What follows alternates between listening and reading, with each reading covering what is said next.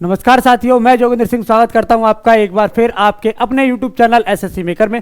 Good afternoon सभी को, very very good afternoon. जो बच्चे क्लास के साथ जुड़ चुके हैं आप सभी बच्चों से अनुरोध है एक बार आप सभी इस क्लास को शेयर कर दीजिए, जिससे कि और भी जो बच्चे हैं वो क्लास के साथ जुड़े और उन्हें भी इसका लाभ प्राप्त हो सके। जैसा कि आप सभी को पता है, आपकी जो क्लास है ये चल रही है आपकी हिंदी स्पेशल की, और इसमें जो है आप उन सभी महत्वपूर्ण क्वेश्चंस को करेंगे जो आपके एग्जाम के पॉइंट ऑफ व्यू से बहुत ज़्यादा जरूरी हैं। बेसिकली अगर हम बात करें तो ये जो इसमें जो भी क्वेश्चन आप करेंगे ये सभी क्वेश्चन आपके इससे पहले जो 2021 में एसएससी जीडी का पेपर हुआ है उसमें ये सभी प्रश्न आपके आए हुए हैं। तो ये सारे जो प्रश्न हैं ये आपको जो है वहां देखने को मिल जाएंगे। तो आपको जो है इन सभी जो प्रश्नों को पेन पेपर लेकर नोट जरूर कर लेना है, ताकि आपका एक तरह से प्रीवियस ईयर का एक जो नोट्स हैं वो आपके प्रॉपर बन जाएं और उनका यूज जो है आप अपने एग्जाम में कर सके। याद रखिएगा 25 में 25 लाने का हमारा उद्देश्य है। मैं नहीं चाहता कि आप ये एक भी क्वेश्चन गलत करें, और मैं चाहता हूं कि जो है आप 25 में 25 जो क्वेश्चन है ये आपको सही करके आए। याद रखिएगा प्रीवियस ईयर है, 10वीं ये आपकी क्लास है और यूपी पुलिस और लेखपाल के लिए भी ये यूजेबल है, तो ये आपको याद रखना। चलिए क्लास को करते हैं शुरू, और ये है आपका पहला प्रश्न। रिक्त स्थान की पूर्ति के लिए सबसे उपयुक्त शब्द का चयन आपको करना है। यहां रिक्त स्थान दिया गया है, आपको सबसे उपयुक्त जो विकल्प है वो कौन सा हो जाएगा इन चार में, ये आपको बताना है। पहला है बच्चा माँ बाप की आंखों का फिल इन द ब्लैंक्स होता है। अब एक एक करके जो शब्द है इन्हें आप पुट करके देख लेते हैं कि बात बन रही है या नहीं। बच्चा माँ बाप की आंखों का तारा होता है, सही बात है, ठीक है। बच्चा माँ बाप की आंखों का सितारा होता है, नहीं, है ना। बच्चा माँ बाप की आंखों का चांद होता है, ना। बच्चा माँ बाप की आंखों का सूरज होता है, नहीं। मतलब क्या हो जाएगा, मतलब हो जाएगा बच्चा माँ बाप की आंखों का तारा होता है। बच्चा माँ बाप की आंखों का तारा होता है, तो ये आपको याद रखना है। अमावस्या को अंधेरा छा जाता है, रेखांकित शब्द का विकल्प बताइए। अमास, अंधेरा, अंधकार और पूर्णिमा।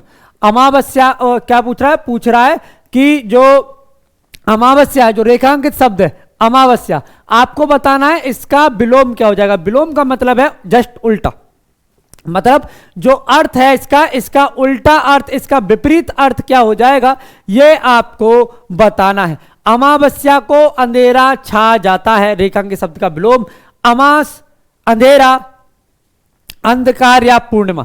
तो जो अमावस्या है, अमावस्या का जो विलोम हो जाएगा ये हो जाएगा आपका पूर्णिमा। क्या हो जाएगा, ये हो जाएगा आपका पूर्णिमा, तो ये आपको याद रखना है। अगर अंधकार की बात करूं तो अंधकार का हो जाएगा उजाला। क्या हो जाएगा, अंधकार का हो जाएगा आपका उजाला, तो ये आपको याद रखना है। अंधेरा और उजाला ये दोनों क्या, अंधकार और अंधेरा ये दोनों एक दूसरे के पर्यायवाची हैं, तो ये भी आपको याद रखना है, ठीक। चलिए आगे देखते हैं। दिए गए वाक्य में रेखांकित खंड को प्रतिस्थापित करने के लिए सबसे उपयुक्त विकल्प का चयन करें। यदि इसे प्रतिस्थापित करने की आवश्यकता नहीं है तो विकल्प किसी बदलाव की आवश्यकता नहीं है का चयन आप कर सकते हैं। यानी कि ये आपका एक गद्यांश, मतलब एक वाक्यांश दे रखा है, एक वाक्य दे रखा है, इसमें एक अंडरलाइन किया हुआ है। आपसे पूछ रहा है कि अगर आपको लगता है कि इस अंडरलाइन की जगह पर कुछ और होना चाहिए तो क्या होना चाहिए, ये आपको बताना। दूसरी चीज कि अगर आपको लगता है कि ये पूरा वाक्य सही है तो एक आपको ऑप्शन दिया गया है किसी बदलाव की आवश्यकता नहीं है, तो आप इसे चुन सकते हैं। तो क्या हो जाएगा, तो याद रखिएगा ये हो जाएगा आपका भारत में मौसिन राम में सर्वाधिक वर्षा होता है। भारत में मौसिन राम में सर्वाधिक वर्षा होता है या होती है। वर्षा क्या है, वर्षा स्त्रीलिंग है या पुल्लिंग है, वर्षा होती है या वर्षा होता है, तो क्या होता है, वर्षा होती है, सर्वाधिक वर्षा होती है। तो क्या हो जाएगा, सही जवाब हो जाएगा आपका सी। सही जवाब क्या हो जाएगा, सही जवाब हो जाएगा आपका सी। तो ये आपको याद रखना है, क्या हो जाएगा, सही जवाब हो जाएगा आपका सी। अगला, निम्न मुहावरे का अर्थ व्यक्त करने वाले विकल्प का चयन कीजिए। आपको इनमें से एक मुहावरा दिया गया है होश उड़ना। क्या दिया गया, मुहावरा दिया गया है आपका होश उड़ना। आपको जो है इस मुहावरे के लिए आपको बताना है कि जो विकल्प है वो कौन सा सही हो जाएगा। होश उड़ना, डर जाना, सपने देखना, सफल होना और अयोग होना। अच्छा, एक आपसे बहुत पूछता है अंडे का शहजादा, एक मुहावरा जो आपसे पूछता है वो पूछता है अंडे का शहजादा। जीडी में पिछली बार बहुत पूछा गया था, याद रखिएगा इसका मतलब होता है अनुभवहीन व्यक्ति। क्या कहते हैं? इसका अर्थ होता है अनुभवहीन। क्या होता है? अनुभवहीन होता है इसका अर्थ। तो ये आपको याद रखना है, ठीक है। चलिए अगर हम देखें क्या हो जाएगा, होश उड़ना, तो इसका जो सही जवाब है ये हो जाएगा आपका डर जाना, है ना। अगर मान लो ऐसा है जैसे आदमी कोई खड़ा है कि सामने से ट्रक आते हुए आदमी के होश उड़ गए, मतलब डर गया, वो क्या हो गया? डर जाना। तो ये आपको याद रखना है, ठीक। चलिए आगे, दिए गए शब्द के समानार्थी शब्द का चयन आपको करना है। समानार्थी का मतलब है यहां पर पर्यायवाची से। किससे? समानार्थी का अर्थ है आपका पर्यायवाची। आपको बताना है इसका सही जवाब क्या हो जाएगा। उजास, इसका जो पर्यायवाची है क्या हो जाएगा? उन्नति, चमक, प्रयास और उत्तमता। उन्नति, चमक, प्रयास या उत्तमता क्या हो जाएगा ये आपको बताना। बताइए।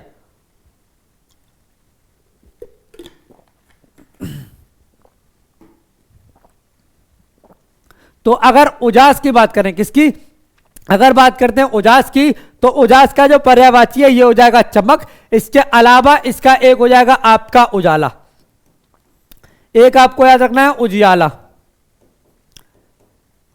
क्या याद रखना है? एक आपको याद रखना है उजियाला, एक आपको याद रखना है ज्योति, ठीक है। एक आपको याद रखना है आलोक। क्या याद रखना है? एक आपको याद रखना है आलोक। तो ये आपको याद रखना है। इसके अलावा आपको नूर, रोशनी, प्रकाश। नूर, रोशनी, प्रकाश, ठीक। तो ये आपको याद रखना है। और आपको क्या याद रखना है? एक याद रखना है आपको इसके लिए आभा। कौन सा? एक आपके लिए इसे याद रखना है आभा। तो ये आपको याद रखना है। अच्छा, अगर हम बात करते हैं उन्नति की, किसकी? अगर हम बात करें उन्नति की, तो याद रखिएगा एक होता है आपका विकास, एक होता है आपका उत्कर्ष, ठीक है। क्या होता है? विकास, उत्कर्ष, प्रगति और उत्थान। प्रगति और उत्थान, ठीक है। इसके अलावा अगर हम बात करते हैं तो याद रखिएगा एक होता है आपका वृद्धि। क्या हो जाता है? एक आपको याद रखना है इसका वृद्धि, ये आपको याद रखना है। और एक और शब्द है जो आप याद रख सकते हैं, वो है आपका अभ्युदय। क्या है? ये है आपका अभ्युदय। ये क्या है? ये हो जाएंगे आपके उन्नति के पर्यायवाची। किसके? ये हो जाएंगे आपके उन्नति के पर्यायवाची। तो ये आपको याद रखना है। अगर मैं प्रयास की बात करूं, किसकी? अगर मैं कहूं प्रयास की, तो ये हो जाएगा आपका कोशिश। क्या हो जाएगा? ये हो जाएगा आपका कोशिश। याद रखिएगा एक हो जाएगा आपका उद्यम।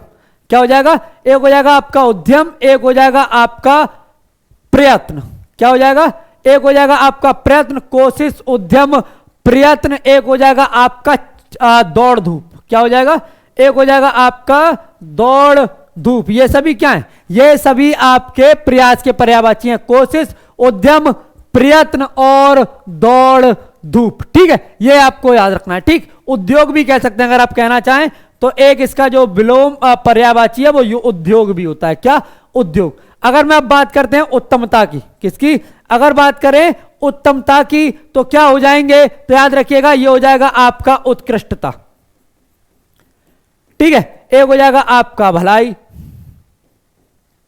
क्या हो जाएगा? ये हो जाएगा आपका भलाई। आपको याद रखना है श्रेष्ठता, उच्चता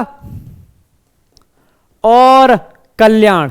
ये सभी क्या हैं? ये सभी पर्यायवाची हैं। किसके? तो याद रखिएगा ये सभी पर्यायवाची हैं उत्तमता के। एक बार हम इन्हें रिवाइज जरूर करेंगे क्योंकि आपके एग्जाम के लिए जरूरी है। उन्नति का हो जाएगा विकास, उत्कर्ष, प्रगति, उत्थान, वृद्धि और अभ्युदय। चमक का हो जाएगा उजाला, उजियाला, ज्योति, आलोक, नूर, रोशनी, प्रकाश और आभा। प्रयास का हो जाएगा कोशिश, उद्यम, प्रयत्न, दौड़ धूप और उद्योग। उत्तमता का हो जाएगा उत्कृष्टता, भलाई, श्रेष्ठता, उच्चता और आपका कल्याण। क्या हो जाएगा? और आपका कल्याण। तो ये आपको याद रखना है। अगला प्रश्न, सही वर्तनी वाले शब्द का चयन करना है।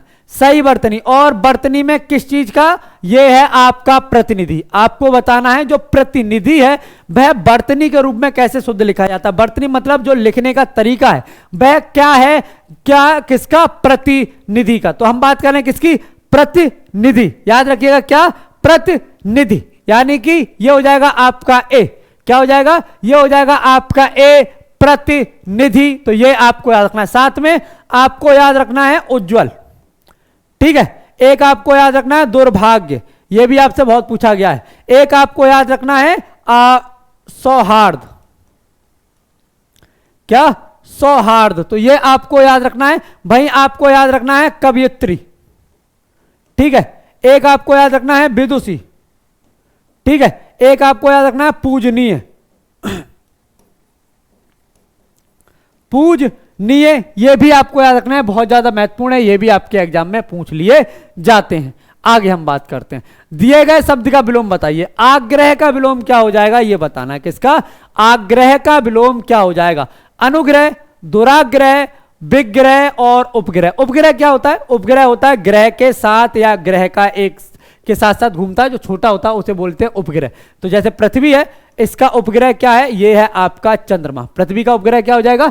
चंद्रमा। तो ये आपको याद रखना है, ठीक है। अच्छा, अगर मैं आग्रह की बात करूं तो आग्रह का जो विलोम है ये क्या हो जाएगा? ये हो जाएगा आपका दुराग्रह। क्या हो जाएगा? ये हो जाएगा आपका दुराग्रह। और अनुग्रह की अगर विलोम की बात करते हैं तो अनुग्रह का जो विलोम है ये हो जाएगा आपका विग्रह। अनुग्रह का विलोम क्या हो जाएगा? अनुग्रह का विलोम हो जाएगा आपका विग्रह। तो ये आपको याद रखना है। याद रखिएगा, अगर मैं बात करूं अनुग्रह के अर्थ की तो इसका जो अर्थ है ये हो जाएगा आपका कृपा। क्या हो जाएगा? इसका जो अर्थ है ये हो जाएगा आपका कृपा। तो ये आपको याद रखना है, ठीक है। चलिए अगला क्वेश्चन, क्वेश्चन है आपका 8 यानी कि परिचारक का पर्यायवाची क्या हो जाएगा? क्या पूछ रहा है? पूछ रहा है परिचारक जो है इसका पर्यायवाची क्या हो जाएगा? धावक, सेवक, चालक और वाहक, ठीक है। तो चलो परिचारक की देख रहे हैं, किसके बारे में? परिचारक का हम देख रहे हैं, या पहले धावक का देख लें। चलो पहले धावक के पर्यायवाची देख लेते हैं। तो धावक के क्या हो जाएंगे? एक आपको याद रखना है दूत, क्या याद रखना है? दूत। और एक याद रखना है आपको हरकारा। क्या है? एक आपको याद रखना है दूत, एक आपको याद रखना है हरकारा, एक आपको याद रखना है धाविक। क्या याद रखना है? एक आपको याद रखना है धाविक। इसके अलावा आपको याद रखना है मृग। क्या याद रखना है? इसके अलावा आपको याद रखना है मृग। एक आपको याद रखना है जंघाल और हिरण। क्या? जंघाल और हिरण, ये सभी धावक के पर्यायवाची हैं। किसके? ये सभी धावक के पर्यायवाची हैं। तो ये आपको याद रखना है, ठीक है। अगर मैं बात करूं सेवक की तो सेवक का क्या हो जाएगा? एक हो जाएगा आपका नौकर। क्या हो जाएगा? ये हो जाएगा नौकर। एक हो जाएगा आपका चाकर। क्या हो जाएगा? ये हो जाएगा आपका नौकर और ये हो जाएगा आपका चाकर। इसके अलावा अगर हम बात करें तो ये हो जाएगा आपका अनुचर और हो जाएगा आपका दास। अनुचर और दास जो है इसका क्या हो जाएगा? इसका हो जाएगा पर्यायवाची। नौकर, चाकर, अनुचर, दास, ये इसका पर्यायवाची हो जाएगा, ठीक है। अगर मैं बात करता हूं चालक की, किसकी? अगर मैं बात करूं चालक की तो इसका जो विलोम हो जाएगा आपका अच्छा, इसका एक और रह गया, वो है आपका भी सेवक। परिचारक, परिचालक, परिचारक, किसका? परिचारक जो है ये पर्यायवाची है किसका? सेवक का, ठीक है। तो ये आपको रखना है। अगर मैं बात करूं वाहक की, किसकी?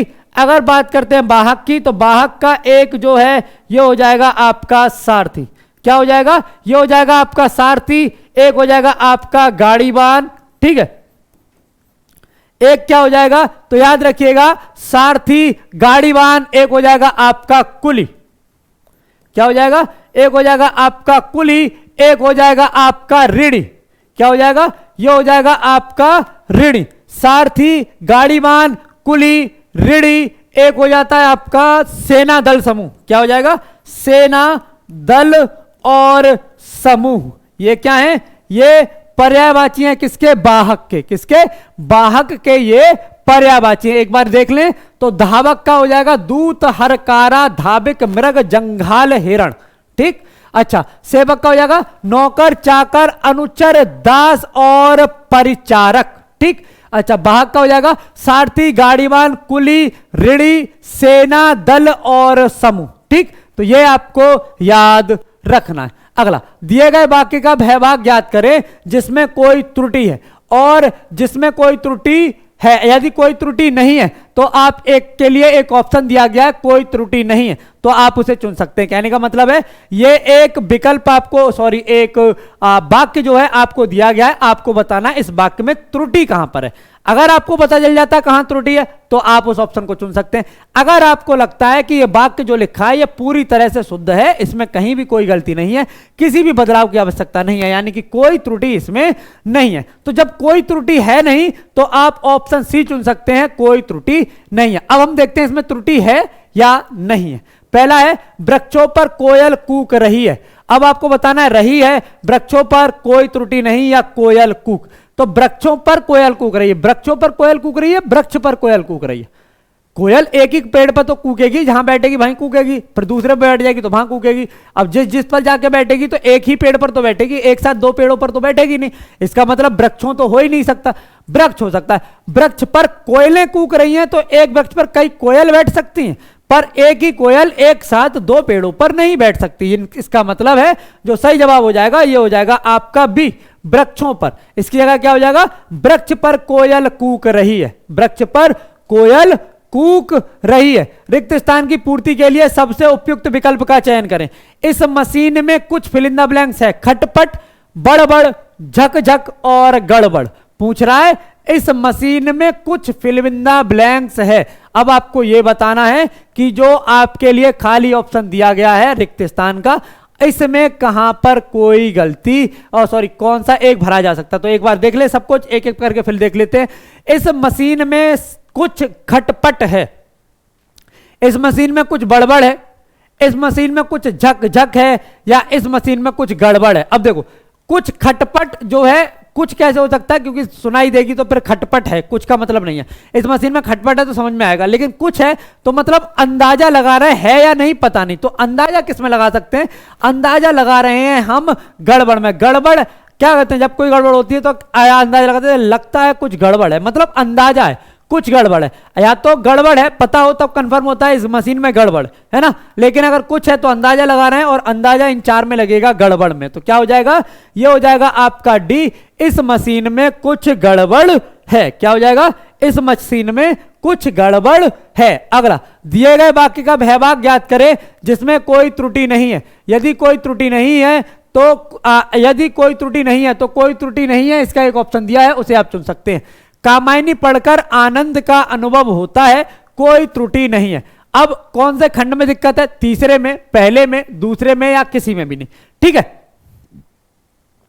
कामायनी पढ़कर आनंद का अनुभव होता है। क्या लगता है पूरे वाक्य को अगर फिर से पढ़े तो कामायनी पढ़कर आनंद का अनुभव होता है, मतलब इसमें कोई भी त्रुटि नहीं है। जो वाक्य है वो पूरी तरह से शुद्ध है, पूरी तरह से जो है ये जो वाक्य है ये पूरी तरह से व्याकरण के रूप में चाहे जैसे भी देखो ये शुद्ध है। यानी कि आपका ऑप्शन होगा चौथा, क्योंकि चौथे में है कोई त्रुटि नहीं है और आपको इसमें कोई त्रुटि नहीं मिली। और जब आपको इसमें कोई त्रुटि नहीं मिली तो आप जो ऑप्शन है वो चौथा सिलेक्ट करेंगे। अगला, दिए गए वाक्य में रेखांकित खंड को प्रतिस्थापित करने के लिए सबसे उपयुक्त विकल्प का चयन करें।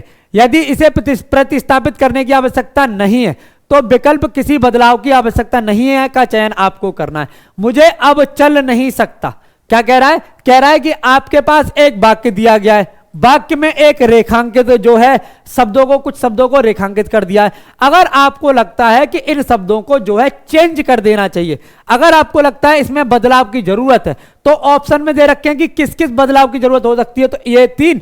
अगर आपको लगता है कि नहीं बदलाव की जरूरत नहीं है, जो जैसा है बेस्ट है, तो आपके पास एक दिया गया है किसी बदलाव की आवश्यकता नहीं है, तो आप ऑप्शन चौथा चुन सकते हैं। अब देखते हैं क्या है, मुझसे अब चल नहीं सकता, मुझसे अब चल नहीं सकता। अब एक एक करके ना बदल के देख लेते हैं। मुझसे अब चला नहीं जाता, फिट बैठ रहा है। मुझसे अब चल नहीं गया, मुझसे अब चल नहीं पाता, नहीं। किसी बदलाव की आवश्यकता नहीं है, तो हाँ बदलाव की आवश्यकता तो है क्योंकि यह सही नहीं है, है ना। तो क्या हो जाएगा, मुझसे अब चला नहीं जाता, मुझसे अब चला नहीं जाता, तो ये आपको याद रखना है। अगला, दिए गए वाक्यांश के लिए एक शब्द दीजिए। आपको बताना है दिए गए वाक्यांश के लिए एक शब्द दीजिए। किए हुए को मानने वाला, कृतज्ञ, कृतज्ञ, कृतकार्य और अकृतज्ञ। आपसे पूछ रहा है किए हुए को मानने वाला, मतलब जैसे आपने किसी के लिए कुछ कर दिया तो वो आपकी इस बात को मानता है कि हां आपने उसके लिए कुछ किया है। तो किए गए को मानने वाले के लिए क्या एक जो शब्द है ये प्रयोग करेंगे, तो ये हो जाता है आपका कृतज्ञ। जो जिस पर कुछ किया हो या किए हुए को मानता हो उसे कहते हैं कृतज्ञ, या जो किए गए उपकार को ना मानता हो उसे बोलते हैं कृतज्ञ। क्या मानते हैं? किए गए उपकार को ना मानने वाला, किए गए उपकार को न मानने वाला, किए गए उपकार को ना मानने वाले को क्या कहते हैं? उसे बोलते हैं कृतज्ञ। तो ये आपको याद रखना है। अगला, दिए गए वाक्य के किस भाग में त्रुटि है? उसके शासन काल में दंगे हुए हैं। देखो बात तो सही है, उसके शासन काल में दंगे हुए हैं, मतलब अगर बात की जाए कि अगर सारे शब्द जो हैं ये वर्तनी के रूप में शुद्ध लिखे हैं, अगर हम ये मान लें तो ये वाक्य तो सही है, लेकिन ऑप्शन तो दिए हैं, है कि नहीं? ऑप्शन तो दिए हैं, मतलब इसमें कहीं ना कहीं गलती तो है ही। अब हमें देखना है कि देखो वाक्य जो है इसमें जो शब्द हैं उस हिसाब से अगर हम शुद्ध मान लें तो सब सही है, लेकिन गलती है तो हम देखना कि अभी तो मान रहे थे कि अब वाकई में सारे जो शब्द हैं वो वर्तनी के रूप में शुद्ध लिखे हैं या नहीं लिखे हैं। अब हम उस पर चर्चा करेंगे। उसके शासनकाल में दंगे हुए, तो उनके शासनकाल में दंगे हुए, तो शासनकाल जो है क्या ये सही लिखा है? आपने शासनकाल कैसे लिखा देखा है? अगर देखा जाए वर्तनी के रूप में तो शासनकाल कैसे लिखा जाता है? ये ऐसे लिखा जाता है। तो क्या हो जाएगा? ये हो जाएगा आपका डी, यानी कि शासनकाल। क्या हो जाएगा? ये हो जाएगा आपका शासनकाल। उनके शासनकाल में दंगे हुए। ठीक, चलो आगे अगर हम बात करें, बढ़ो भाई। हाँ, दिए गए वाक्य में रेखांकित अंश को प्रतिस्थापित करने के लिए सबसे उपयुक्त विकल्प का चयन करें। अब आपको क्या बताना है? देखो एक विकल्प आपको दे रखा, एक वाक्य आपको दे रखा है, उसमें कुछ शब्दों को अंडरलाइन कर दिया है। अब कह रहा है कि क्या इसमें बदलाव की जरूरत है? अगर बदलाव की जरूरत है तो क्या? चलो, तुम मुझसे छोटा, तुम मुझे अपना छोटा सा भाई समझो। अब देखो गलती है कि नहीं? गलती है शब्दों की, शब्दों का हेरफेर इसमें है। अब देखो क्या हो सकता है ये देखते हैं।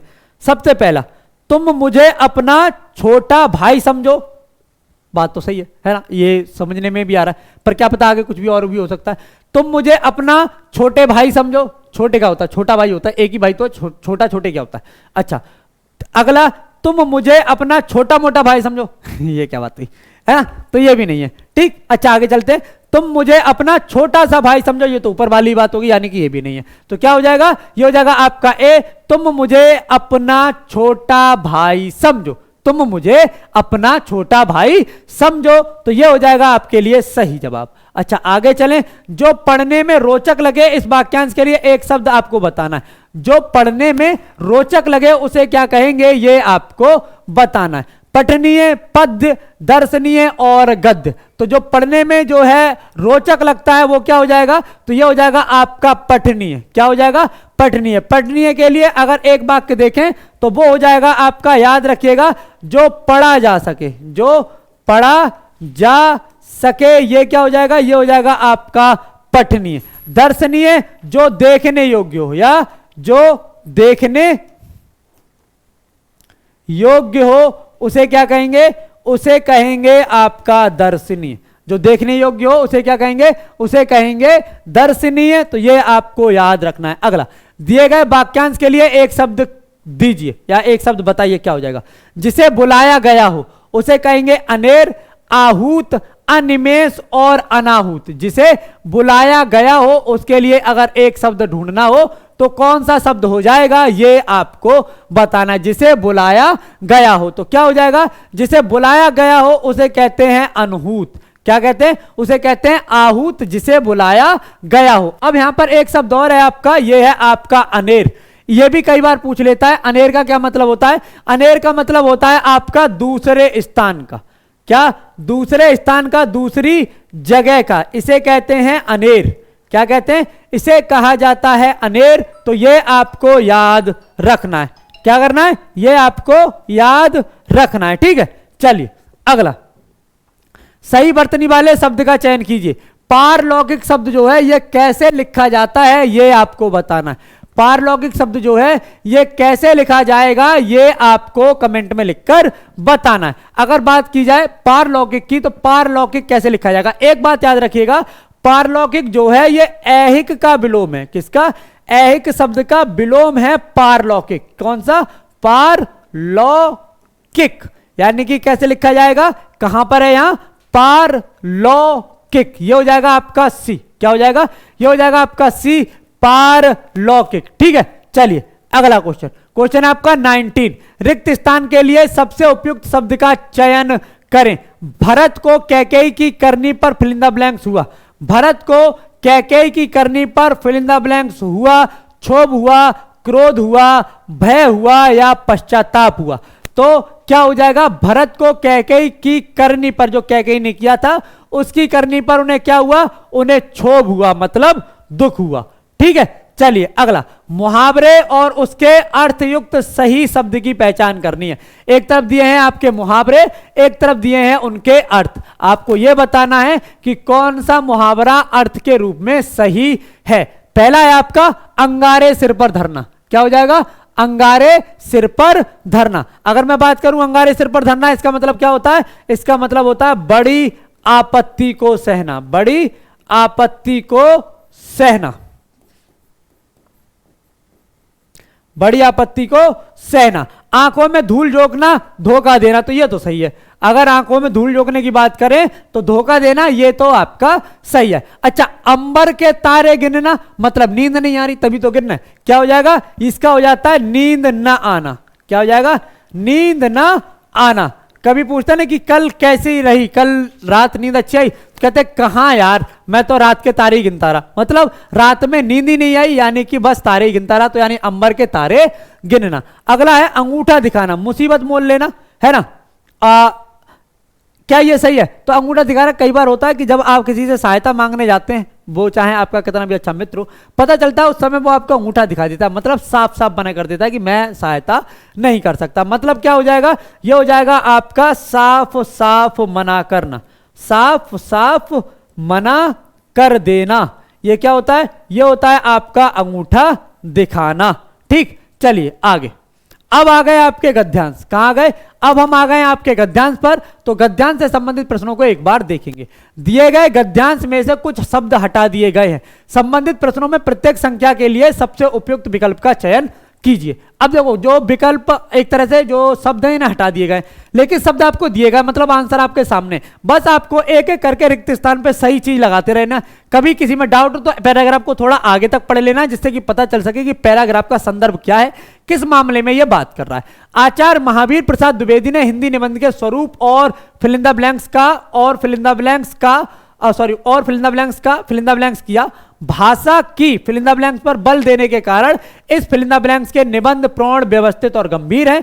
इसमें विषयों की विविधता और विचारों की फिल इन द ब्लैंक्स मिलती है। आचार्य महावीर प्रसाद द्विवेदी ने हिंदी निबंध के स्वरूप को स्वर का, दिशा का, दशा का या रूप का, स्वरूप और दिशा का, क्या हो जाएगा? स्वरूप और दिशा, स्वरूप और दिशा का किया। क्या किया? संस्थापन किया, निर्धारण किया, संयोजन किया या निश्चितीकरण किया। तो क्या किया? ये किया निर्धारण।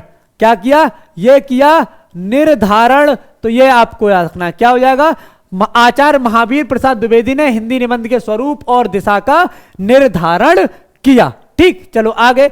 भाषा की फिल इन द ब्लैंक्स पर बल देने के कारण, भाषा की सुकुमारता पर बल देने के कारण नहीं, भाषा की कोमलता पर बल देने के कारण नहीं, भाषा की शुद्धता पर बल देने के कारण तो यह भी नहीं होगा, और भाषा की प्रौढ़ता पर बल देने के कारण तो यह भी नहीं होगा। ऐसा कुछ नहीं है। यह हो जाएगा आपका सी, भाषा की शुद्धता पर बल देने के कारण। भाषा की शुद्धता पर बल देने के कारण, भाषा की शुद्धता पर बल देने के कारण इस फिल इन द ब्लैंक्स के निबंध, इस फिल इन द ब्लैंक्स के निबंध प्रौढ़, व्यवस्थित और गंभीर है।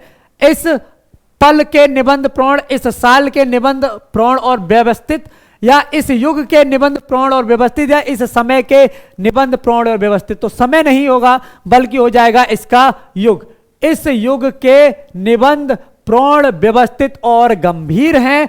इनमें विषयों की विविधता और विचारों की फिल इन द ब्लैंक्स मिलती है। विचारों की क्या मिलती है? गहराई मिलती है, भिन्नता मिलती है, महानता मिलती है, या आप कहें गहनता मिलती है। तो क्या मिलती है? तो मिलती है गहनता। क्या मिलती है? तो मिलती है गहनता। यह हो जाएगा आपका युग, यह हो जाएगा आपका गहनता। क्या हो जाएगा? एक हो जाएगा आपका युग और एक हो जाएगा आपका गहनता। आचार्य महावीर प्रसाद द्विवेदी ने हिंदी निबंध के स्वरूप और दिशा का निर्धारण किया। भाषा की शुद्धता पर बल देने के कारण इस युग के निबंध प्रौढ़, व्यवस्थित और गंभीर हैं। इसमें विषयों की विविधता और विचारों की गहनता मिलती है। तो यह हो जाएगा आपका एक परफेक्ट, क्या कहते हैं इसे, गद्यांश। साथ में आपको याद रखना है, आपकी एक क्लास सुबह 6 बजे है करंट अफेयर की अश्विनी सर की, एक क्लास है सुबह 9 बजे आपकी मैथ की गुलशन सर की, एक क्लास है आपकी 11 बजे जीएस की मेरी, एक क्लास है आपकी 2 बजे हिंदी की जिसमें जो है आप हिंदी के क्वेश्चंस करते हैं जीडी के लिए, एक क्लास है आपकी 4 बजे निखिल सर की, और एक क्लास है आपकी रात 8 बजे मैथ और रीजनिंग की अजय सर की। तो इन क्लासेस के साथ आपको जरूर जुड़ना। साथ में याद रखिएगा, जिन बच्चों ने अभी तक क्लास को शेयर नहीं किया है कर दीजिए, जिन्होंने अभी तक इसे लाइक नहीं किया वो लाइक भी करें। एसएससी जीडी 2022 के लिए आपके पास है फौजी बैच, सिलेक्शन बैच चाहिए 250 में आप इसे ज्वाइन कर सकते हैं। इसे आप एसएससी मेकर ऐप पर देख सकते हैं, और एसएससी मेकर ऐप को अगर आपने डाउनलोड नहीं किया है तो गूगल प्ले स्टोर से इसे डाउनलोड कर लीजिए। बहुत ही महत्वपूर्ण ये आपका ऐप है। याद रखिएगा 7080108555 वो नंबर है जिस पर फोन करके आप अपनी सारी समस्याओं का समाधान पा सकते हैं। ऑफर सिर्फ जो है 30 अक्टूबर तक है, तो ये आपको याद रखना है। याद रखिएगा आरंभ बैच जो है आपके दीपावली और छठ के महोत्सव उत्सव की वजह से आपको जो है आपके लिए इसे प्री और मेंस का जो बैच है इसे आपको सिर्फ 600 रुपए में दिया जा रहा है। ये आरंभ बैच आपके प्री और मेन दोनों के लिए। भाई अगर मैं जीडी की बात करूं तो 250, क्या हो जाएगा? जीडी की बात करूं तो ये 250 में जो है पड़ेगा, ये आपको रखना है। अगर सीएचएसएल की बात करें तो ये 350 का है, और अगर मैं बात करूं एमटीएस की तो ये 299 का है। किसका है?